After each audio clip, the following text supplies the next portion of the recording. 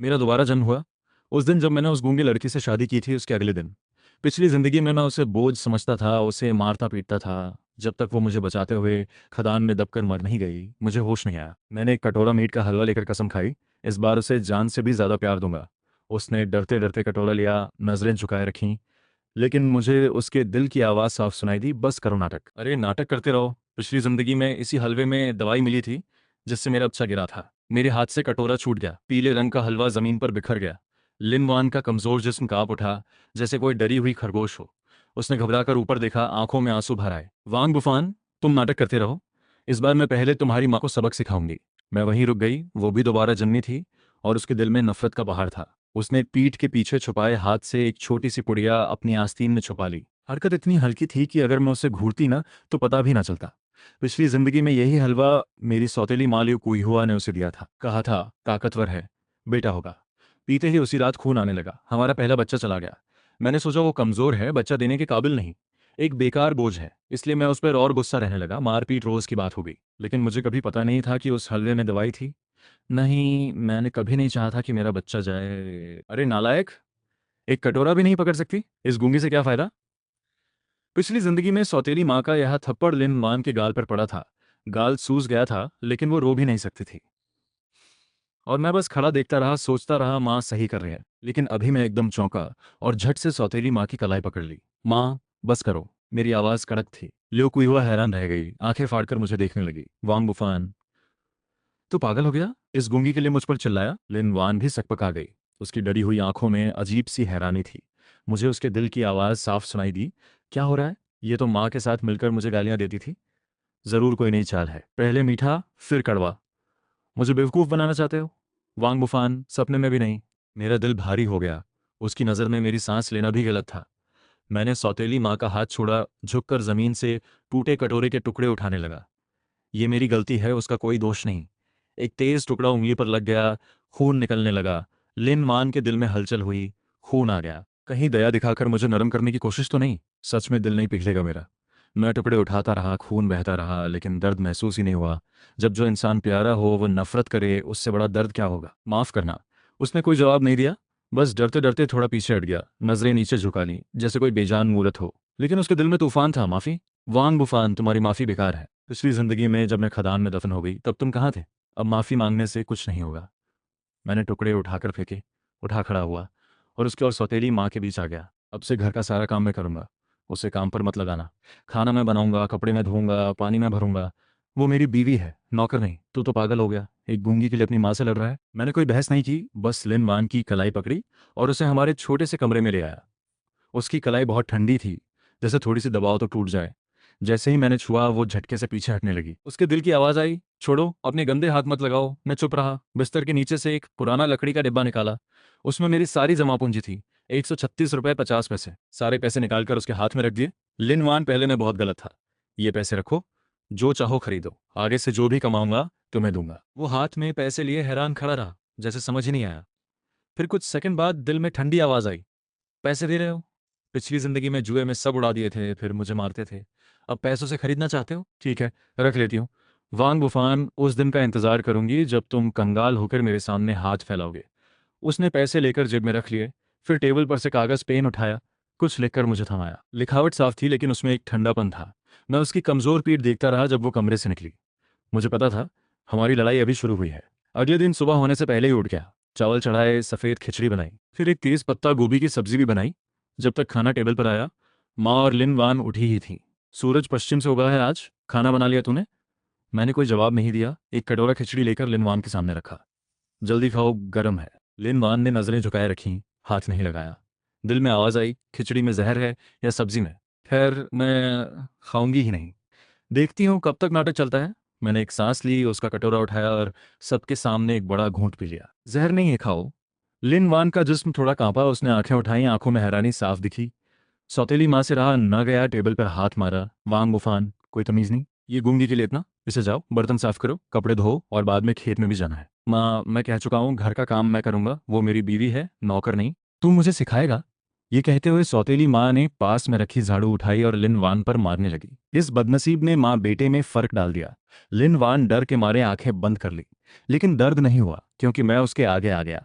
झाड़ू मेरी पीठ पर पड़ी, जलन हुई। वांग बुफान हर जा सामने से। तुम्हें मारना है तो मुझे मारो, उसे नहीं। लिनवान ने पीछे से धीरे धीरे आंखें खोली। उसके दिल में अजीब सी उलझन थी। ये मुझे बचा रहा है क्यों? कोई नई चाल जरूर है। नहीं, नहीं पिघलूंगी, बिल्कुल नहीं। सौतेली माँ ने झाड़ू फेंकी और जमीन पर बैठ गई, रोने चिल्लाने लगी। बेटे ने माँ को छोड़ दिया। मैं तो मर जाऊंगी आज। पड़ोसी तमाशा देखने आ गए। पिछली जिंदगी में मुझे सबसे ज्यादा यही डर था, बेइज्जती का। इसलिए जब भी माँ लिनवान को मारती थी मैं चुप रहता था, बल्कि साथ देता था। लेकिन अब यह सब देखकर बस थकान महसूस हो रही थी। मैंने मुड़कर घबराई हुई लिनवान को देखा, आवाज धीम की, डरो मत, तुम अंदर जाओ। लिनवान ने एक नज़र मुझ पर डाली, उसकी आंखों में बहुत कुछ था, फिर चुपचाप कमरे में चली गई। जब वो अंदर गई तब मैं मुड़कर जमीन पर लौट रही लियुकुई हुआ को ठंडी नज़र से देखा। माँ, अगर तुम्हें लगता है मैं बुरा बेटा हूं तो समझो मैंने कभी जन्म ही नहीं लिया, लेकिन आज से लिनवान को मैं बचाऊंगा। इतना कहकर मैं वापस घड़े भरने चला गया। पीछे से गालियां और पड़ोसियों की बातें सुनाई देती रहीं। मैंने एक बार भी पलट कर नहीं देखा। मुझे पता था उसी तरह दोबारा जन्मी लिनवान के साथ मेरी माफ़ी का सफ़र अभी लंबा है। मुझे अपने काम से उसके दिल की बर्फ़ धीरे धीरे पिघलानी होगी। अगले कुछ दिन मैंने घर के सारे कठिन काम अपने हाथ में ले लिए। सुबह से पहले उठकर 2 बड़े घड़े पानी भरता था, फिर खाना बनाता था। दिन में मजदूरी करता, रात को कपड़े धोता, घर साफ करता। जो भी कमाता एक एक पैसा लिनवान को दे देता। मांस और मैदे की रोटी उसे खाने देता, खुद सूखी रोटी नमक के साथ खाता। माँ मुझे दुश्मन की तरह देखती थी और लिनवान को परेशान करने के बहाने ढूंढती रहती थी। कभी सिरदर्द का नाटक, कभी कपड़े दोबारा धुलवाना, लेकिन हर बार मैं बीच में आ जाता। माँ, तबीयत ठीक नहीं, मैं करता हूँ। लिनवान के हाथ से डंडा छीनकर खुद कपड़े पटकने लगता। माँ बगल में बैठकर बड़बड़ाती रहती थी, बेटे ने माँ को भुला दिया, इस गूंगी ने जादू कर दिया। लिनवान थोड़ी दूर खड़ी चुपचाप देखती रहती। उसके दिल की आवाज़ धीरे धीरे बदल रही थी। शुरुआत में बस नाटक है, चाल है, दूर रहो था। अब कभी कभी ये भी आता, ये इतनी मेहनत क्यों कर रहा है, थकता नहीं? पीठ का जख्म अभी ठीक भी नहीं हुआ। अभी भी शक था, लेकिन सिर्फ नफरत नहीं रही। ये अच्छा संकेत था। उस दिन मैं शहर से एक नई छींट वाली कमीज लेकर आया।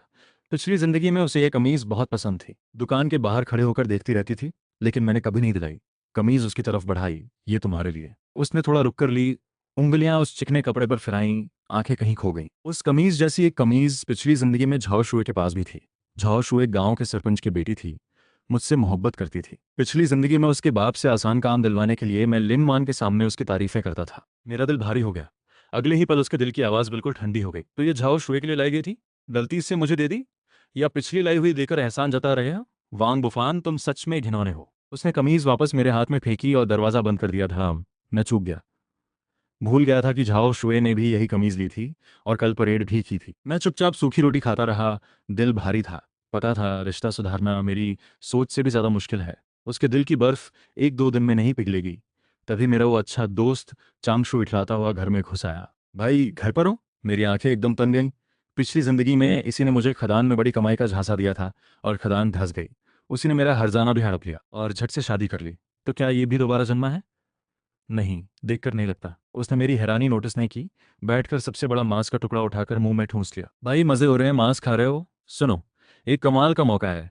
दक्षिण से एक बड़ा बिजनेसमैन आया है, जंगली सामान खरीदना चाहता है, मार्केट से 30% ज्यादा दाम पर। हम गांव से सामान इकट्ठा करें, बेच दें, इतना कमाएंगे। उसने 5 उंगलियां दिखाई। मैं मन में मुस्कुराया।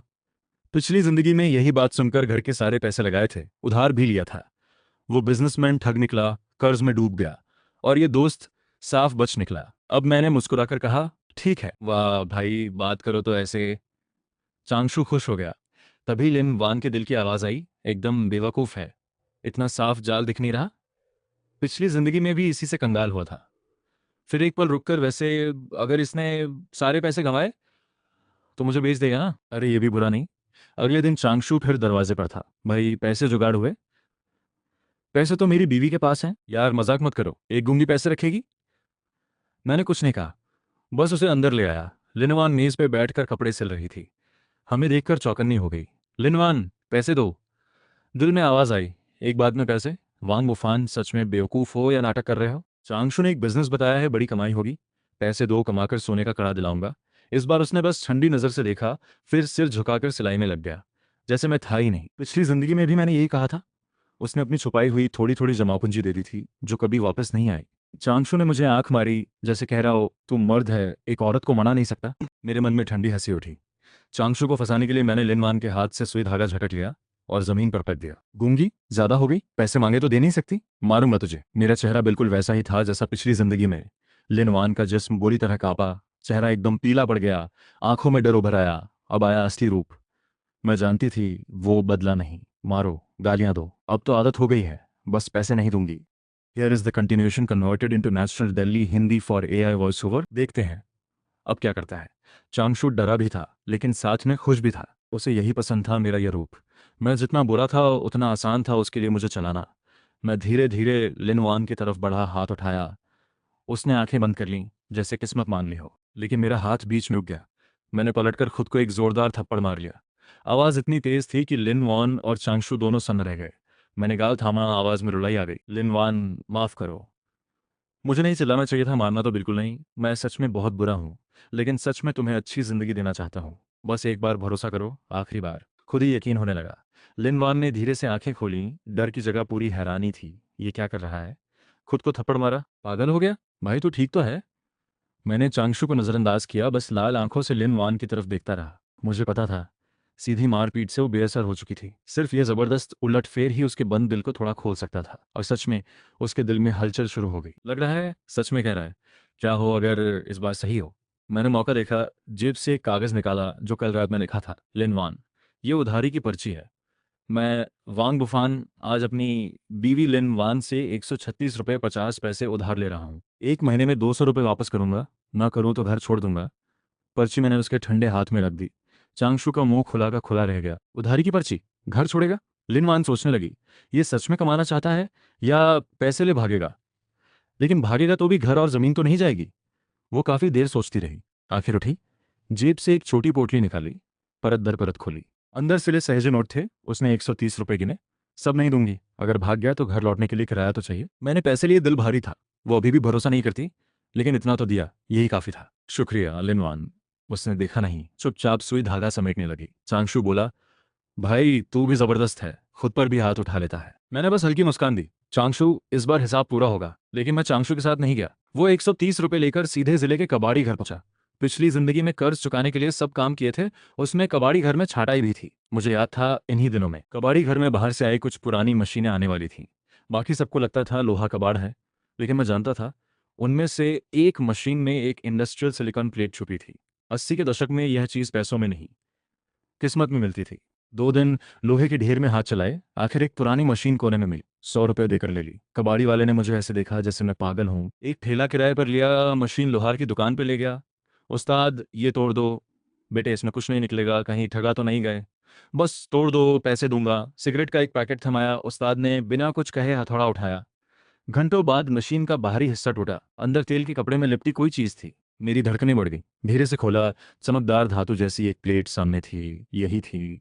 मैंने खुशी दबाई, पैसे दिए, प्लेट सीने से लगाई, सीधे शहर के इलेक्ट्रॉनिक पार्ट्स की दुकान पर। भाई ये कहाँ से लाए? बाबदा का था। थोड़ी जांच परख और मोल भाव के बाद वो सिलिकॉन प्लेट 5,000 रुपये में बिकी। 5,000 रुपये, जब लोगों की महीने की तनख्वाह चंद दसियों में थी। नोटों की गड्डी पकड़कर मेरे हाथ कांप रहे थे। दोबारा जन्म लेने के बाद पहली बार लगा किस्मत मेरे हाथ में है। सीधे घर नहीं गया, पहले डिपार्टमेंट स्टोर गया। लिनवान के लिए एक लाल रंग की खूबसूरत फ्रॉक, सफ़ेद चमड़े के जूते, फिर big rabbit toffees, malt milk powder और एक मोटा ताज भुना हुआ मुर्गा। पिछली जिंदगी में उसका बहुत कुछ छीना था, इस बार सब बेहतरीन देना था। जब मैं थैले उठाए गांव में घुसा, सारा मोहल्ला हिल गया। वांग बुफान को पैसे मिल गए। वो तो चांगशु के साथ गया था इतनी जल्दी। इस बदनसीब ने सारे पैसे अपने पास रखे। वांग बुफान ज़्यादा सामान खरीदता तो ज़्यादा कमाता। अब न पैसे न कुछ। लिन वान के कमज़ोर कंधे थोड़े सिकुड़े। मेरा गुस्सा भड़क उठा। माँ, यहाँ क्यों चिल्ला रही हो? भाई तुम आ गए, हम ठगे गए। वो दक्षिण वाला बिजनेसमैन ठग निकला। सारा माल लेकर भाग गया। मेरे सब पैसे गए और जो 130 तुमने दिए थे वो भी। उसका मुंह ऐसे था जैसे वो सबसे बड़ा पीड़ित हो। मैंने ठंडी नज़र से उसे देखा। अच्छा, ऐसे लोग भी होते हैं दुनिया में? मैंने हाथ का सामान नीचे रखा, जेब से नोटों की मोटी गड्डी निकाली, उसके सामने हिलाई। अच्छा हुआ मैं नहीं गया। भाई इतने पैसे कहाँ से? लेव कुयुआ की गालियां अचानक रुक गईं। वो मेरे हाथ की गड्डी देखकर जम गई, सांसें तेज हो गईं। लिनमान ने भी सिर उठाया, आंखें फैल गईं। सच में कमाए इतने? उसने झूठ नहीं बोला। मैंने किसी की परवाह किए बिना सीधे लिनमान के पास गया, पूरी गड्डी उसके हाथ में थमाई। लिनमान, तुम्हें अच्छी जिंदगी देने का वादा किया था, ये 4,000 रुपये यहाँ रख लो। फिर वो लफ्रॉक निकाली, उसके सामने रखी। पसंद है? लिनमान मुझे देखती रही, फिर पैसे देखे, फिर फ्रॉक। एकदम हैरान। दिल में पहली बार खालीपन था। 4,000? ये कहाँ से आए? चुराए, लूटे? सब मुझे दे रहा है? मतलब क्या मेरे पास छुपा रहा है या? मुझे बेचने के पैसे हैं। उसके दिल में पूरी कहानी चल रही थी। मुझे थोड़ी हंसी भी आई, थोड़ा दर्द भी। भरोसा बनाना सच में बहुत लंबा काम है। 4,000 बेटे माँ को दे दे। सौतेली माँ लपकी, माँ ये पैसे ले मान के हैं, हाथ मत लगाना। मैंने उन्हें हटाया। क्या मतलब? उसके पैसे तो घर के होते हैं, मैं तेरी माँ हूँ। लियो कोई पैर पटकती रही, लेकिन मुझसे उलझ नहीं सकती थी। जिस पल मैंने पैसे उसे दिए वो उसके हो गए। भाई ये तो बेईमानी है। चांगशु का चेहरा उतर गया। तुम कमाए भाई को याद नहीं किया, और वो 130 भी वापस करो। मैंने मुड़कर उसे ठंडी नज़र से देखा। खून का घाटा चाहते हो चांगशु? वो 130 तुम्हारी सीख की कीमत समझो। आज से हमारा कोई लेन देन नहीं। वांग बुफान, ठीक है देखते हैं। वो मुंह बनाकर चला गया। मुझे पता था वो छोड़ेगा नहीं, लेकिन डर भी नहीं था। इस बार उसे कोई मौका नहीं दूंगा। लिनवान को लेकर अंदर आया। खाना मेज़ पर सजाया। खाओ, गरम है। वो मेज़ पर भरा खाना देखती रही, फिर मुझे देखा। आंखों में बहुत कुछ था। चुपचाप उसने एक मुर्गे की टांग उठाई, लेकिन खुद खाने के बजाय मेरे मुंह की तरफ बढ़ा दी। मैं रुक गया। पहली बार उसने अपनी तरफ से कुछ किया था। भले ही उसके दिल में पहले इसे भरने दो, रात को तंग न करे। खाओ खाओ। काश गला रुक जाए। मन भारी हो गया। फिर भी एक कौर लिया। रात को नहाने के बाद वो लाल फ्रॉक उसे दी। जल्दी पहनो, देखें कैसी लगती है। वो थोड़ी देर हिचकिचाई, फिर ले ली। कपड़े का किनारा पकड़े नजरें झुकाए खड़ी थी। लाल रंग उसकी सफ़ेद त्वचा पर बहुत खूबसूरत लग रहा था। सच में बेहद खूबसूरत।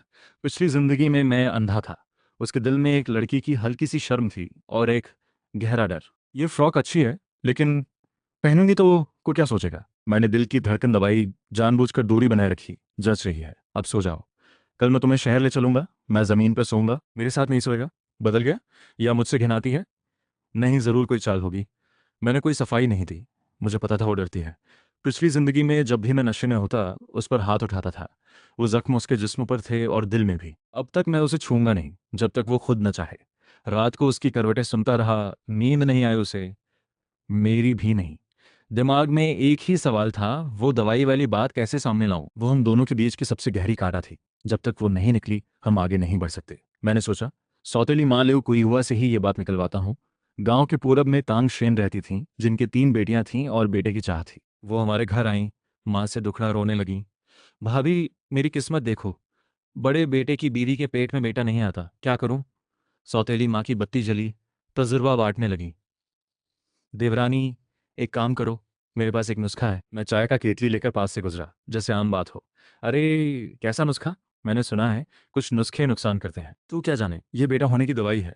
जब लिन वांग के पेट में था, मैं शहर से झाओ माई के पास गई थी। उसने कहा था, ये खाओ बेटा पक्का। कोने में बैठी लिन वांग की उंगली अचानक सुई से छिद गई, खून निकल आया। वो बेखबर रही। दवाई? कौन सी दवाई?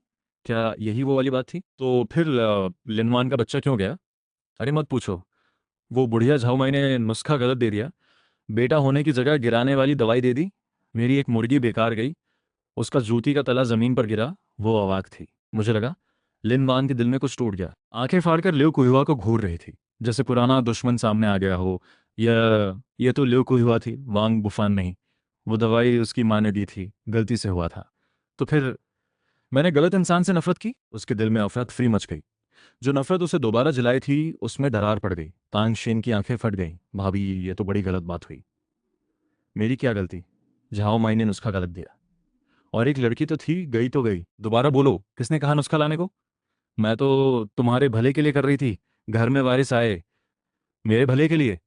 मेरा बच्चा मरवाया, मेरी बीवी को मौत के दरवाजे तक पहुंचाया, ये मेरे भले के लिए। मेरी आंखें लाल थीं। अगर नजरें मार सकती तो लिव कुइवा 1000 बार मर चुकी होती।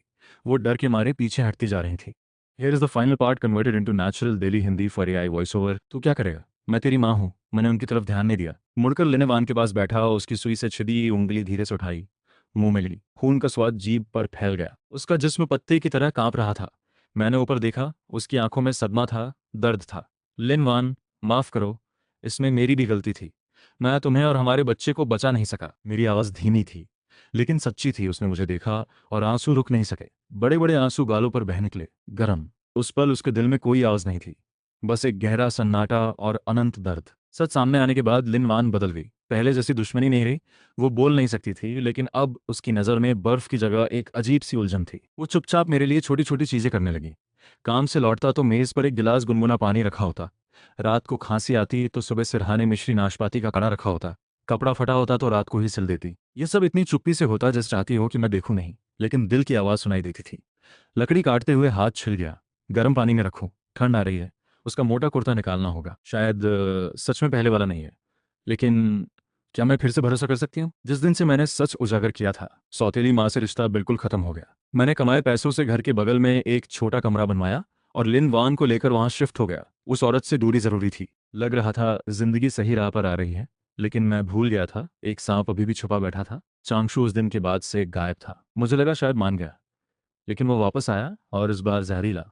एक दिन मैं कंस्ट्रक्शन साइट पर था, चांगशु अचानक आ गया, साथ में एक शराब की बोतल भी। भाई उस दिन मैं गलत था, माफ कर दो, दिमाग खराब हो गया था। मैंने उसे देखा, चेहरे पर कुछ नहीं आने दिया। भाई बात यह है, मेरे एक रिश्तेदार ने जिले की सीमेंट फैक्ट्री ने तुम्हारे लिए जॉब लगवाई है। सरकारी है, पक्की नौकरी। यहाँ रेत उठाने से बेहतर है। Cement factory. पिछली जिंदगी में मैं वहाँ काम कर चुका था। कुछ दिनों बाद एक बड़ा ब्लास्ट हुआ था। मैं उस दिन छुट्टी पर था, बच गया। लेकिन अब सोचता हूँ उस ब्लास्ट में कुछ गड़बड़ थी। कहीं चांगशु का हाथ तो नहीं? इतना अच्छा काम तू खुद क्यों नहीं करता? अरे भाई, तुम्हारा नुकसान हुआ था ना, इसलिए तुम्हें पहले दे रहा हूँ। उसने एक रिकमेंडेशन लेटर मेरे हाथ में ठेल दिया। मुझे जवाब मिल गया था, ये जाल था। वो मुझे मरवाना चाहता था। मैंने लेटर लिया। ठीक है, जब पहली तनख्वाह मिलेगी तुझे दावत दूंगा। बिल्कुल भाई, तेरा इंतजार करूंगा। वो खुश होकर चला गया। मैंने लेटर हाथ में दबाया। चांगशु, इस बार तुझसे और लिन वान का हर्जाना भी वसूल करूंगा। घर आकर लिन वान को बताया कि सीमेंट फैक्ट्री जा रहा हूँ। उसके हाथ में सुई रुक गई। दिल में आवाज आई, फैक्ट्री? वांग बुफान एक बार ठोकर खाई, अब भी उसी चांगशु की बात पे चल रहा है। उसके दिल में इस बार सच्ची फिक्र थी। लिनवान, मुझे थोड़े दिन बाहर रहना होगा। घर के पैसे संभाल कर रखो, और चाहे कुछ भी हो घर से बाहर मत जाना। मेरा इंतजार करना। मुझे डर था कि वो पिछली जिंदगी की तरह मुझे ढूंढने आ जाएगी। मैंने उसके लिए एक चिट्ठी लिखकर छोड़ दी, जिसमें चांगशु पर मेरे सारे शक लिखे थे। रिकमेंडेशन लेटर लेकर फैक्ट्री में ज्वाइनिंग हो गई। मुझे रिसीव करने वाला था एक ली बाबू, चेहरे पर चेचक के दाग, लेकिन आंखें तेज और नीयत साफ नहीं। नया है, यहाँ से शुरू कर, मेहनत करेगा तो आगे बढ़ेगा। मैंने सिर हिलाया, चुप रहा। मुझे पता था ये ली बाबू चांगशु का आदमी था। पिछली जिंदगी में ब्लास्ट से एक दिन पहले इसी ने मुझे उस जगह शिफ्ट किया था जहां सबसे ज्यादा नुकसान हुआ था। फैक्ट्री में धूल भरी थी, मजदूर काले पड़े थे, काम भारी था, लेकिन मैं टिका रहा। चांगशु को जाल में फंसाने का वक्त आने का इंतजार था। चुपचाप फैक्ट्री का लेआउट देखता रहा। जल्दी ही कुछ गड़बड़ नजर आई। कुछ जरूरी डस्ट रिमूवल मशीन्स के साथ कुछ किया गया था, ठीक से काम नहीं कर रही थी। शाम को सीधे हॉस्टल नहीं गया, ली बाबू के ऑफिस में घुस गया। मुझे याद था उसे डायरी लिखने की आदत थी। उसके पुराने टूटे ड्रॉर में एक बंद डायरी मिली। एक पतली लोहे की तार से ताला खोला। डायरी के अंदर जो था वो पढ़कर रोंगटे खड़े हो गए। मैंने एक छोटे कैमरा से सब फोटोज ले लिए। फिर फैक्ट्री के एक पुराने मजदूर जो चाचा के पास गया। वो हमेशा मजदूरों के हक की लड़ाई लड़ते थे, नेक इंसान थे। उन्हें फोटोज दिखाए, अपनी पूरी प्लान बताई। इन कमीनों को मैं अपनी जान देकर भी जेल भिजवाऊंगा। जो चाचा की मदद से प्लान और मजबूत हो गई। वो दिन आ गया। आसमान काला था, जैसे बारिश आने वाली हो। मैं जैसे रोज काम पर आया। ली बाबू ने आते ही कहा, आज अच्छे से काम करना, शाम को दावत है। जी बाबू। मैंने नजरें झुकाई, आंखों की ठंडक छुपाई। काम खत्म होने में 1 घंटा बाकी था। ली बाबू बहाना बनाकर निकल गया। मुझे पता था वो आखिरी डिवाइस चालू करने गया था। मजदूर काम में लगे थे, किसी को खतरे का अंदाजा नहीं था। मैं पहले से देखे हुए सेफ एग्जिट के पास पहुंचा। तभी नजर के कोने से एक जानी पहचानी शक्ल दिखी, लिन वॉन। वो यहाँ कैसे? वो अंदर गए कितनी देर हो गई? चिट्ठी में लिखा था आज खतरा है। मैं उसे अकेला नहीं छोड़ सकती। वांग बुफान, तुम सही सलामत रहो। लिन वान, भागो, खतरा है। लेकिन उसी पल फैक्ट्री के अंदर से एक जबरदस्त धमाका हुआ। एक बड़ी बीम सीधे लिन वान की तरफ गिर रही थी। मैंने पूरी ताकत लगाकर उसकी तरफ छलांग लगाई। लिन वान। मैंने लिन वान को नीचे दबा लिया। जलती हुई बीम मेरी पीठ पर गिरी। दर्द इतना था कि बेहोश होने की कगार पर था, लेकिन हाथ नहीं छोड़ा। डर था, छोड़ा तो हमेशा के लिए खो जाएगी। वांग बुफान, वांग बुफान। आखिरी ताकत जमा की। उठा, उसे अपने नीचे से खींचा। जाओ जल्दी। लिन वान की आंखों से आंसू थमे नहीं। वो सिर हिलाती रही, मेरा हाथ पकड़ खींचती रही। दूसरा धमाका हुआ। ऊपर से पत्थर और चिंगारियां बरसने लगे। लिन वान, सुनो, जाओ, जीते रहो। लेकिन उसने हाथ नहीं छोड़ा। उसने मुझे देखा, मुंह खोला। गले से कुछ आवाजें निकलने लगीं, जैसे पूरा जोर लगा रही हो। चेहरा लाल हो गया, और फिर एक चीख की तरह एक धुंधला शब्द उसके गले से फूटा। आवाज कच्ची थी, जैसे रेत से रटी हो, लेकिन वो आवाज मेरी जिंदगी में सुनी सबसे खूबसूरत आवाज थी। वो बोल सकती थी। न जाने कहां से ताकत आई। उसने मुझे जोर से आगे धकेला। मैं लुढ़कते हुए कुछ मीटर दूर जा गिरा, और जहां वो खड़ी थी वहां एक भारी सीमेंट का पत्थर धड़ाम से गिरा। जब होश आया, मैं हॉस्पिटल में था। पूरा जिस्म दर्द में था, खासकर पीठ जैसे आग में जल रही हो। जो चाचा बिस्तर के पास बैठे थे। मुझे होश में देखकर लंबी सांस ली। बच गए। लिनवान कहाँ है? ठीक है वो ठीक है। थोड़ा डर गई थी, हल्की चोट है। तुम्हारे बगल वाले कमरे में है, हिलो मत। चांगशु और ली बाबू। जो चाचा के चेहरे पर सुकून आया। दोनों पकड़े गए। तुम्हारी बीवी ने तुम्हारी लिखी चिट्ठी रीडर्स को दे दी और तुम्हारे फोटोज भी मिल गए। दोनों की अब जेल में जिंदगी गुजरेगी। मेरे सीने से बोझ उतर गया, आखिर उन्हें सजा मिली। तुम्हारी किस्मत बड़ी है। पीठ की चोट और 1 इंच होती तो व्हील चेयर पर होते, मुझे पता था। लिन मान ने बचाया था। उसी ने आखिरी पल ताकत लगाकर मुझे धकेला था। जो चाचा, शुक्रिया। मेरा क्या शुक्रिया? अपनी बीवी का करो। तुम बेहोश थे, वो रोती रही पूरे वक्त। मेरा दिल एक जोर के धक्के से हिल गया। मैं उसे अभी देखना चाहता था, उसी पल। धीरे जाओ। दीवार थामते हुए एक एक कदम रखा, बगल के कमरे में पहुंचा। दरवाजा खुला था। उसे देखा। वो बिस्तर किनारे बैठी थी, सिर झुकाए, कंधे हिचकियों से कांप रहे थे। वो रो रही थी, बिना आवाज के, जैसे पूरी दुनिया में उसी के लिए बारिश हो रही हो। अचानक उसने सिर उठाया, मुझे देखा। वो रुक गई। आंसू अभी भी पलकों पर थे। हम दोनों बस एक दूसरे को देखते रहे। कोई कुछ नहीं बोला। वक्त जैसे थम गया, बस दिल की धड़कनें थीं। थोड़ी देर बाद वो उठी, धीरे धीरे मेरे पास आई। उसने हाथ बढ़ाया, छूना चाहा, लेकिन डर था कि दर्द न हो। हाथ बीच हवा में कांपता रहा। मैं ठीक हूँ। उसने मुझे देखा, आंखें भर आईं। वांग बुफान, पिछली जिंदगी में मैंने तुम्हें गलत समझा। इस जिंदगी में साथ चलोगे? मेरे आंसू रुके नहीं। 2 जिंदगियां इस एक लम्हे का इंतजार करती रही थीं। एक जिंदगी, 2 जिंदगियां, हमेशा के लिए।